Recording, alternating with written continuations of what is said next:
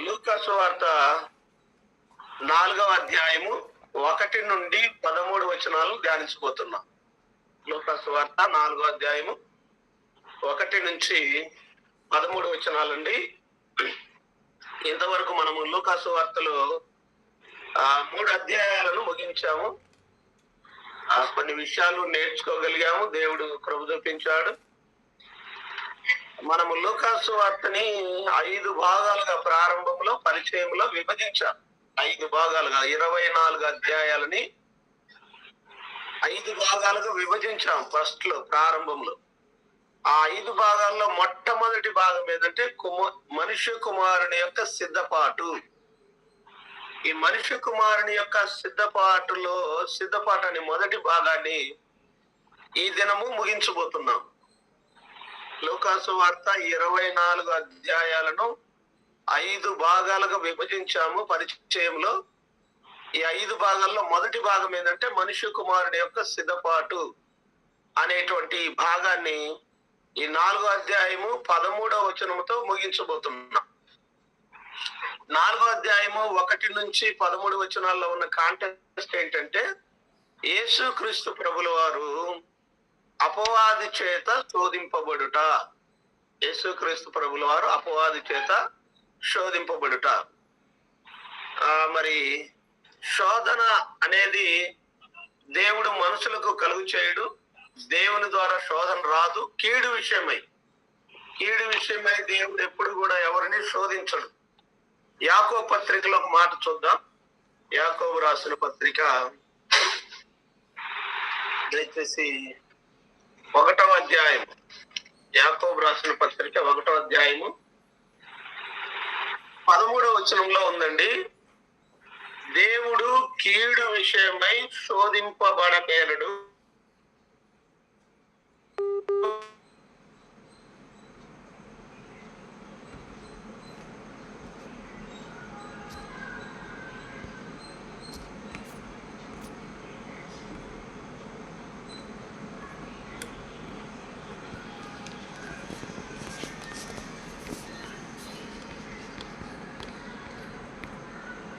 విషయమా అయి ఉండొచ్చు.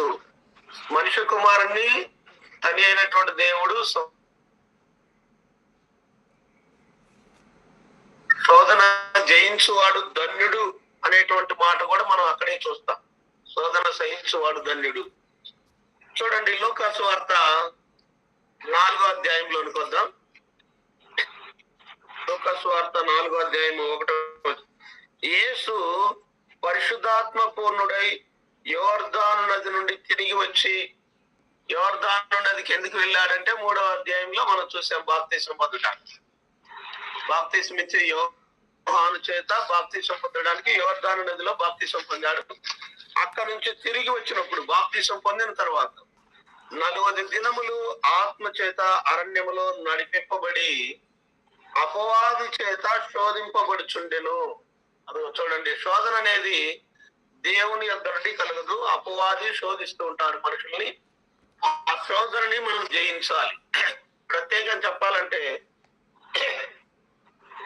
యేసుక్రీస్తు వారి భూమి మీదకు వచ్చినప్పుడు శరీరధారిగా మనుషునిగా మరి అబ్రహాం సంతాన స్వభావాన్ని ధరించుకొని వచ్చాడు. కాబట్టి ఆయన కూడా మన వలె శోధించబడ్డాడు. ఆ దినములలో ఆయన ఏమీ తినలేదు. అవి తినిన తర్వాత ఆయన ఆకలి కొనగా ఆ 40 దినాలను ఆయన ఏమీ తినలేదు. ఇంకో పుస్తకంలో చూస్తే ఆయన ఏమీ త్రాగలేదు అనే మాట కూడా ఉంటది. అంటే 40 దినములు 40 అంటే 40 days అనేది బైబిల్లో చాలా చోట్ల మనం చూస్తాము. మత్తయి సువార్త 4వ అధ్యాయం 1వ వచనంలో ఉంది ఇదే మాట. మార్కు సువార్త 1వ అధ్యాయం 12వ వచనము 13వ వచనంలో ఉంది. మరి లూకా సువార్త 2వ అధ్యాయం 27వ వచనంలో కూడా మనము చూస్తాం. లూకా సువార్త 2వ అధ్యాయం 27వ వచనంలో కూడా మరి దేవాలయంలోకి తీసుకుని వచ్చినప్పుడు ఆయన చేతులతో ఎత్తుకొని స్తుతించినట్లుగా చూస్తాం. 3వ వచనం అండి. మరి నిర్గమకాండము 34వ అధ్యాయం 28వ వచనంలో కూడా రాయబడిందండి. అక్కడ ఏముందంటే మోషే 40 పగ పగళ్ళు 40 రాత్రులు. నిర్గమకాండం చూడండి ఒకసారి. నిర్గమకాండము 34వ అధ్యాయము 28వ వచనం. అతడు 40 పగళ్ళు రేయింబగళ్ళు యెహోవాతో కూడా అక్కడ ఉండెను. అతడు భోజనం చేయలేదు, నీళ్లు త్రాగలేదు అనేటువంటి మాటతో. సీనాయి కొండ పైన దేవుడు మోషే ధర్మశాస్త్రాన్ని ఇచ్చేటప్పుడు, చట్టాన్ని ఇచ్చేటప్పుడు, మోషేకి దేవుడు ఇస్తున్న చట్టాన్ని తీసుకురావడానికి సీనాయి కొండపై వెళ్ళినప్పుడు మోషే 40 దినములు 40 పగళ్ళు రేయింబగళ్ళు అని అతడు ఏమీ తినలేదు, ఏమీ త్రాగలేదు అని. 40 అనే దానికి చాలా లేఖనాలు ఉన్నాయండి. మొదటి రాజుల గ్రంథము 19వ అధ్యాయము 8వ వచనంలో కూడా అక్కడ ఏలియాని గురించి కూడా చెప్పబడుతుంది. మొదటి రాజుల గ్రంథము 19వ అధ్యాయము 8వ వచనంలో కూడా ఏలియా కూడా అక్కడ ఆకలి కొన్నట్లుగా మనము చూస్తాం. 3వ వచనానికి వెళ్దామండి. లూకా సువార్త 3వ వచనం, 4వ అధ్యాయం 3వ వచనం. అపవాది ఇక్కడ ఇంకా యేసుక్రీస్తుని శోధిస్తూ ఉన్నాడు. అపవాది అంటున్నాడు, నీవు దేవుని కుమారుడు అయితే రొట్టె ఈ రాతితో చెప్పుమని ఆయనతో చెప్పాను. రొట్టె, ఈ రాన్ని రొట్టె చేసుకొని తిను, నువ్వు ఆకలితో ఉన్నావు కదా అని చెప్పేసి అన్నప్పుడు యేసుక్రీస్తు వారు వెంటనే స్పందించి, నేను దేవుని కుమారుడినే ఎందుకు చేయలేను అని చెప్పి అనలేదు. అపవాదికి ఆ హేతు అడిగే ప్రతి వారికి మనం ఎలా సమాధానం చెప్పాలంటే సాత్వికంతో సమాధానం చెప్పాలి, తొందరపడకూడదు. యేసుక్రీస్తు వారు కూడా ఏం చెప్పాడంటే, అందుకు యేసు మనుషుడు రొట్టె వలన మాత్రమే జీవించడు అంటే రొట్టె అవసరం లేదని కాదు దాని ఉద్దేశం. యేసుక్రీస్తు చెప్పేటువంటి మాట మానవునికి ఆహారం అవసరం లేదని కదా. ఆహారం మాత్రమే కాదు, దేవుని నోట నుండి వచ్చు ప్రతి మాట వలన జీవిస్తాడు మానవుడు అనేటువంటి విషయాన్ని వాక్యము ద్వారా యేసుక్రీస్తు వారు బదిలిస్తున్నాడు సాతాను. వాక్యము ద్వారా అపవాది మరి యేసుక్రీస్తును శోధిస్తా ఉంది. ఈ మొట్టమొదటి శోధన ఏంటంటే శరీరాశ. రొట్టె చేసుకొని తినమంటున్నాడు. రాత్రిని రొట్టెని చేసుకొని తినమంట. ఒకవేళ అపవాది శోధించినప్పుడు మనము దేవుణ్ణి శోధించకూడదండి. దేవుణ్ణి మనము ఆ గాల్లో దీపం పెట్టి అయ్యా నువ్వు ఆరిపోకుండా చూడని అనకూడదు. దేవుణ్ణి మనం ఎప్పుడు శోధించకూడదు. ఇక్కడ యేసుక్రీస్తు వారా నేను దేవుని కుమారుణ్ణి రొట్టె చేసుకొని తింటానంటే రొట్టె చేసుకోగలడు ఆయన. కానీ వాక్యం బోధించాలి, వాక్యం చెప్పాలి, అపవాదికి వాక్యం తెలియపరచాలని మరి యేసుక్రీస్తు వారు ఏం చేశాడంటే, మరి మనుషుడు రొట్టె వలన మాత్రమే జీవించడని వ్రాయబడి ఉన్నది లేఖనాన్ని గుర్తు చేస్తూ ఉన్నాడు. వ్రాయబడి ఉన్నది అంటే ఎక్కడో రాశాడు దేవుడు. ద్వితీయోపదేశకాండం 8వ అధ్యాయం 3వ వచనంలో రాశాడండి ఆ మాట. వ్రాయబడి ఉన్నది. వానికి ప్రత్యుత్తరం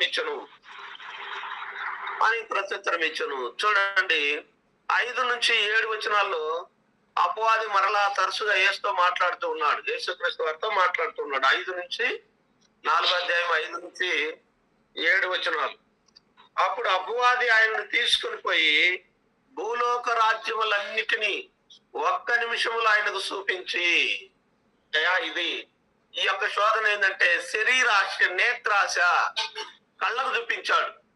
యేసుక్రీస్తు వారికి ఈ భూలోక రాజ్యములన్నిటిని ఒక్క నిమిషంలో చూపించి, ఈ అధికారమంతయు ఈ రాజ్యముల మహిమయు నీకిస్తును, అది నాకు అప్పగింపబడి ఉన్నది, అది ఎవనికి నేను ఇయ్యకూడదును వానికి ఇత్తును, కాబట్టి నీవు నాకు మ్రొక్కితివా, ఇదంతయు నీ దగ్గరని ఆయనతో చెప్పెను. అపవాది యేసుక్రీస్తు వారిని మరొక శోధనతో శోధిస్తూ ఉన్నాడు. ఈ శోధన ఏంటంటే నేత్రాశ. మొదటిది శరీరాశ. శరీరానికి కావలసిన ఆహారాన్ని గురించి మరి శోధించాడు. ఆ శోధనను యేసుక్రీస్తు వారు జయించాడు. వాక్యము చేత సమాధానం ఇచ్చాడు.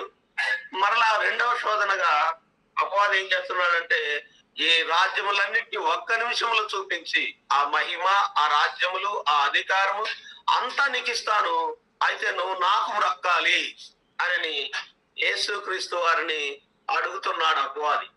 అయితే యేసుక్రీస్తు వారు ఏం బదులిస్తున్నాడంటే చూడండి, మరి యేసుక్రీస్తు వారు 8వ వచనంలో, అందుకు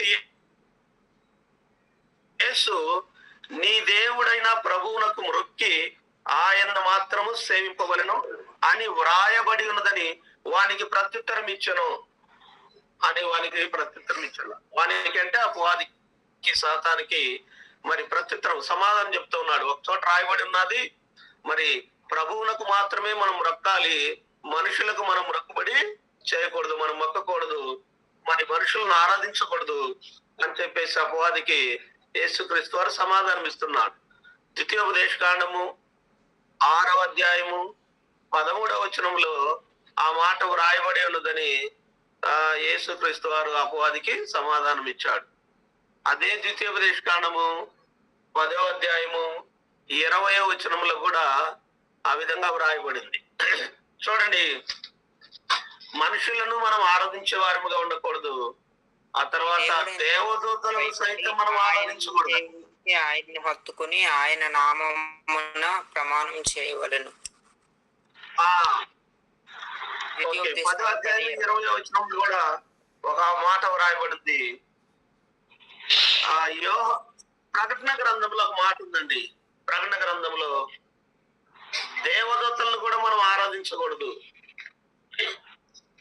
ప్రకటన గ్రంథము 22వ అధ్యాయము 8వ వచనం, 8, 9 వచనాలు.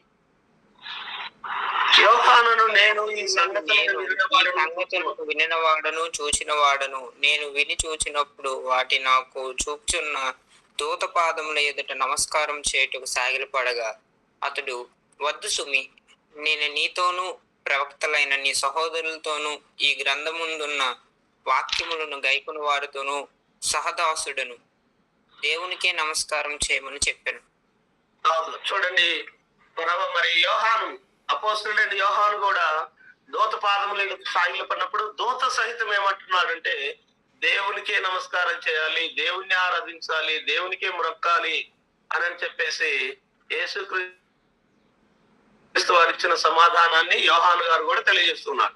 అక్కడ మరి పేతురు పాదముల మీద పడ్డప్పుడు కొర్నేలిని కూడా పేతురు గారు హెచ్చరించారు, అయ్యా లేచి నిలుము, నేను కూడా నీలాంటి మనుషున్నే అని అంటాడు అపోస్తల కార్యం 10వ అధ్యాయం. మరి పౌలు బర్నబాల మీద వాళ్ళు నమస్కారం చేస్తూ వాళ్ళకి గణపరుస్తా ఉంటే వాళ్ళు కూడా అదే మాట చెప్తారు 14వ అధ్యాయంలో, మరి అపోస్తల కార్యములు 14వ అధ్యాయంలో. కాబట్టి యేసుక్రీస్తు వారు ఈ శోధనను కూడా ఎలా జయించాడంటే వాక్యం చేత. ఆ యేసుక్రీస్తు అపవాదికి ఎలా చెప్పాడంటే సాతానికి వాక్యం చేత సమాధానం చెప్పినట్లుగా మనము చూస్తూ ఉన్నాము. కాబట్టి మనం ఏది మాట్లాడినా, ఏది చేసినా, ఎవరు ఎలాంటి ప్రశ్నలు అడిగినా దానికి మనం గ్రంథంలో నుండే సమాధానం చెప్పేటువంటి వారముగా ఉండాలి. ఇది ఒక మంచి విధానము అనేటువంటి విషయాన్ని యేసుక్రీస్తు వారు మనకు జ్ఞాపకం చేస్తున్నారు. శోధనలో సైతం, శోధన వచ్చినప్పుడు కూడా మనము వాక్యం ద్వారానే ఆ యొక్క వ్యక్తికి మనం ప్రత్యుత్తరం ఇవ్వాలనే విషయాన్ని యేసుక్రీస్తు వారు మనకు జ్ఞాపకం చేస్తూ ఉన్నాడు. 9వ వచనం అండి, లూకా సువార్త 4వ అధ్యాయం 9వ వచనం. పిమ్మట ఆయనను యెరూషలేమునకు తీసుకొని పోయి దేవాలయ శిఖరమున ఆయనను నిలవబెట్టి, మూడవ శోధన యేసుక్రీస్తు వారిని మరి అపవాది దేవాలయము శిఖరమున నిలవబెట్టి, నీవు దేవుని కుమారుడు అయితే ఇక్కడ నుండి క్రిందికి దుమ్ముకుము ఏమంటున్నాడు అపవాది. నువ్వు దేవునికి ఇంకా రెచ్చగొడుతూ ఉన్నాడు అపవాది. ఇంకా మరి ఆయన్ని శోధిస్తూ ఉన్నాడు తరచుగా. నీవు దేవుని కుమారుడు అయితే అంటారు కదా, నీకు దమ్ము ఉంటే అనేటువంటి మాటలు వాడుతూ ఉంటారు కదా రెచ్చిపోవటానికి. అలాంటి మాటలు వాడినప్పుడు మనం ఏం చేయాలంటే నిగ్రహించుకోవాలి. మనము నిగ్రహంతో ఉండాలి. చాలా మంది మనల్ని రెచ్చగొట్టే విధానంలో కొన్ని మాటలు ఉపయోగిస్తూ ఉంటారు. ఇక్కడ ఈయన అపవాది ఉపయోగించినటువంటి శోధన ఏంటంటే జీవపు డంబము. ఈ శోధన ఏంటంటే జీవపు డంబము. ఈయన అంటున్నాడు, నీవు దేవుని కుమారుడు అయితే, నిజంగా ఆయన దేవుని కుమారుడు అనేటువంటి విషయాన్ని మరి ఆ బాప్తిసం తీసుకున్నప్పుడు ప్రభువే దేవుడే చెప్పాడు, ఈయన నా ప్రియ కుమారుడు, ఈయన యందు నేను ఆనందిస్తున్నాను, ఈయన మాట వినుడి అని దేవుడే సాక్ష్యం ఇచ్చినట్లుగా అపవాదికి తెలుసు. యేసుక్రీస్తు వారికి తెలుసు, నేను దేవుని కుమారుడే కదా అని ఆయనకు తెలుసు. కానీ అపవాదికి కూడా తెలుసు. కానీ ఆయన ఇంకా మరి శోధించే విధానంలో మరి దేవాలయం శిఖరంలో నిలబెట్టి నువ్వు ఇక్కడి నుంచి దూకు అని అంటున్నాడు. అని అపవాది ఏమంటున్నాడంటే 10వ వచనంలో, నిన్ను కాపాడుటకు నిన్ను గూర్చి తన దూతలకు ఆజ్ఞాపించును. అయ్యా నాకు ఈత రాదు, దేవుడే నన్ను కాపాడుతాడని కాలువలు దూకితే దేవుడు కాపాడుతాడా? ఆ విధంగా దేవుని మనం శోధించొచ్చా? శోధించకూడదు. సహోదరులారా, ఎప్పుడు కూడా మనం దేవుణ్ణి శోధించకూడదు. ఎందుకంటే ఒకవేళ ఆయన నీ భక్తిని ఇచ్చి నిన్ను కాపాడొచ్చు, కానీ అలా కాపాడినప్పుడు నువ్వేం చేశావంటే దేవుణ్ణి శోధించిన వాడు అవుతావు. కాబట్టి మనకు రాని దాన్ని మనము చేయకూడదు. దేవుడే నన్ను కాపాడుతాడని దేవుని మీద మనము శోధనకి తీసుకురాకూడదు. దేవుని శోధించే వారముగా ఉండకూడదు. మరి ఆయన నిజంగా ఆ దేవాలయ శిఖరం మీద నుంచి దూకితే కాపాడుతాడు, కాదంటలేదు. కానీ దేవుడు చెప్పింది ఎక్కడ చెప్పాడు నేను కాపాడుతాడని? మరి అపవాది జ్ఞాపకం చేస్తూ ఉన్నాడు, నీ పాదం ఎప్పుడైనాను రాతికి తగలకుండా వారు నిన్ను చేతులతో ఎత్తుకొందురు అని వ్రాయబడి ఉన్నదని ఆయనతో చెప్పాను. ఇదిగో చూడండి, అపవాదికి కూడా లేఖనాలు బాగా తెలుసండి. అపవాదికి లేఖనాలు బాగా తెలుసు. అందుకని లేఖనములో తెలుసు, కానీ లేఖనాన్ని ఏం చేస్తున్నాడంటే అపవాది కొంచెం ట్విస్ట్, కొంచెం మార్చి చెప్తా ఉన్నాడు.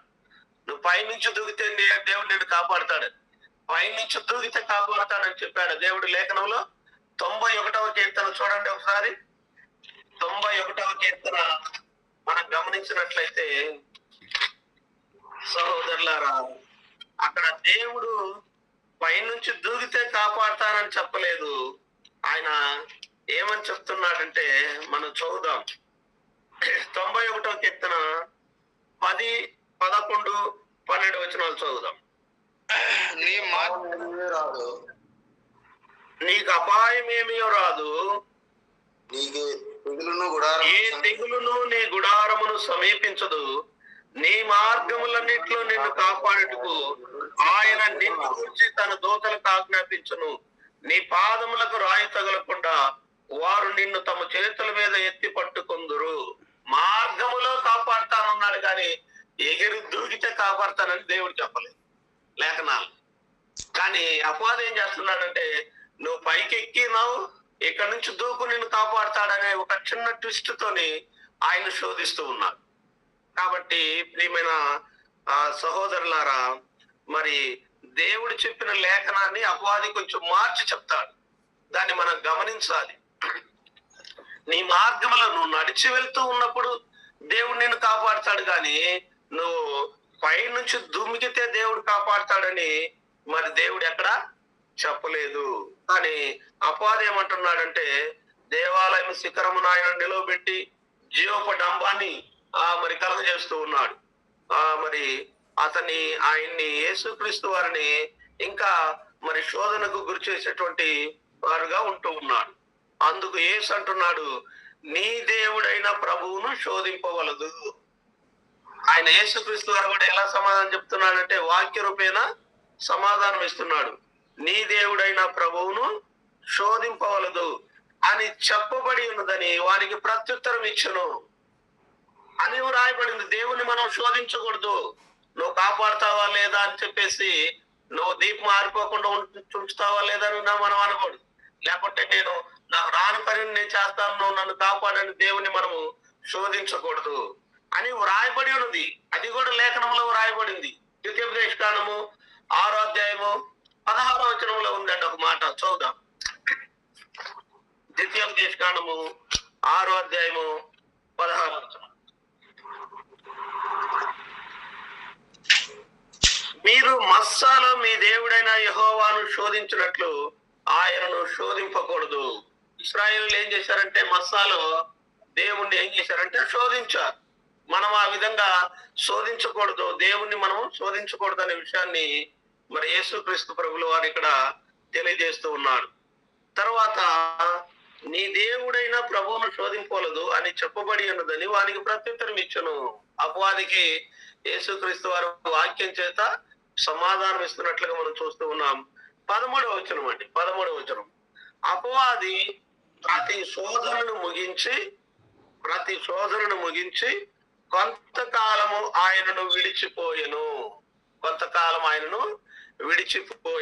కాబట్టి శోధన వచ్చినప్పుడు దేవుడు నన్ను శోధిస్తున్నాడని మనము ఎప్పుడు కూడా చెప్పకూడదు. కీడు విషయమై దేవుడు మానవులను ఎప్పుడు శోధించడు. ఒకవేళ శోధన వస్తే మేలు విషయమై దేవుడు మనల్ని శోధిస్తాడు. శోధించిన తర్వాత యోబు గారు ఏమంటాడంటే 23వ అధ్యాయము 10వ వచనంలో యోబు గ్రంథంలో ఏమంటా, శోధించబడిన మీదట నేను సువర్ణము వలె మార్చబడతానంటాడు. దేవుడు ఒకవేళ చిన్నపాటి శోధన మనకు వస్తే మరి యోబు వలె మనం మాట్లాడగలిగేటువంటి వారముగా ఉండాలి. ఏమంటాడు, శోధించబడిన మీదట నేను సువర్ణం వలె మార్చబడతాను అంటాడు. చూడండి, కొరింథీయులకు రాసిన మొదటి పత్రిక 10వ అధ్యాయంలో దేవుడు ఏమని తెలియజేస్తున్నాడంటే 10వ అధ్యాయము 13వ వచనం అండి, 10వ అధ్యాయం 13వ వచనం. శోధన తప్ప మరి ఏది మీకు సంభవింపలేదు. దేవుడు మనుషులకు కలుగు శోధన తప్ప మరి ఏది మీకు సంభవింపలేదు. దేవుడు నమ్మతగిన వాడు, మీరు సహింపగలిగినంత కంటే ఆయన మిమ్మల్ని సహించలేని శోధన దేవుడు మనకు తీసుకురాడండి. సహింపగలిగినంత కంటే ఎక్కువగా ఆయన మిమ్మల్ని శోధింపబడనీయడు. అంతేకాదు, సహింపగలుగుటకు, ఆ శోధనను సహించగలుగుటకు ఆయన శోధనతో కూడా తప్పించుకునే మార్గాన్ని దేవుడు మనకు కలుగజేస్తాడు. కాబట్టి శోధన వచ్చినప్పుడు మనం దిగులు పడాల్సిన అవసరం లేదు, చింతపడాల్సిన అవసరం లేదు, బాధపడాల్సిన పని లేదు. అటు శోధనలో దేవుడు మనకు తప్పించుకునేటువంటి మార్గాన్ని కూడా అనుగ్రహిస్తాడనేటువంటి విషయాన్ని గ్రంథం మనకు తెలియజేస్తుంది. కాబట్టి వాక్యాధారం మీద మనం ముందుకు వెళ్తూ శోధనలో కూడా మనము మరి సహించుతూ దేవుని మహిమపరిచేటువంటి వారముగా ఉండాలి. కానీ శరీరాశ, నేత్రాశ, జీవపడంబానికి లోనై మనము శోధనలో పడిపోయి దేవుణ్ణి నిందించేటువంటి వారిగా ఉండకూడదు అనేటువంటి విషయాన్ని ఈ యొక్క భాగం మనకు సంపూర్ణంగా తెలియజేస్తా ఉంది. కాబట్టి ఈ రీతిగా పేతురు రాసిన మొదటి పత్రిక 3వ అధ్యాయం 15 నుంచి 17 వచనాల్లో పేతురు గారు ఏమంటాడంటే, పేతురు రాసిన మొదటి పత్రిక 3వ అధ్యాయం 15-17లో చదవాల్సిన పని లేదు. అక్కడ ఏమంట, మనలను హేతు అడుగు ప్రతి వారికి, కారణం అడిగేటువంటి ప్రతి వారికి దేవుని సేవకులముగా మరి యేసుక్రీస్తు లాగా మనము కూడా అపవాది యేసుక్రీస్తును శోధించినప్పుడు ఆ శోధనను మనం ఏం చేయాలంటే ఆ వాక్యము ద్వారా జయించాలి. వాక్యము ద్వారా మనము హేతు అడిగే ప్రతి వారికి సాత్వికముతో సమాధానం చెప్పాలి. నీకేం తెలియదు పో, నువ్వు అడిగే ప్రశ్నలన్నీ నాకు నచ్చలేదని చెప్పేసి ఒక మనిషిని మనము మరి ఇబ్బంది పెట్టకూడదు. ఆ సమాధానాలు మనం చెప్పని చేత కాకపోతే సహోదరులను అడిగి చెప్పడానికి మనం ప్రయత్నం చేయాలి. కానీ ఏ మనిషిని కూడా మనము తిరస్కరించకూడదు. ఆ హేతు అడిగే ప్రతి వారికి మనము సాత్వికముతో సమాధానం చెప్పేటువంటి వారముగా, యేసుక్రీస్తు వారు ఏ విధంగా అపవాదికి సైతము ఓపికతో సాత్వికంగా వాక్యం ద్వారా సమాధానం ఇచ్చాడో ఆ రీతిగా మనం సమాధానం చెప్పే వారముగా ఉండాలని ప్రేమతో మీకు తెలియజేస్తూ నన్ను నేను హెచ్చరించుకుంటూ ముగిస్తూ ఉన్నాను. అందరికీ వందనాలండి.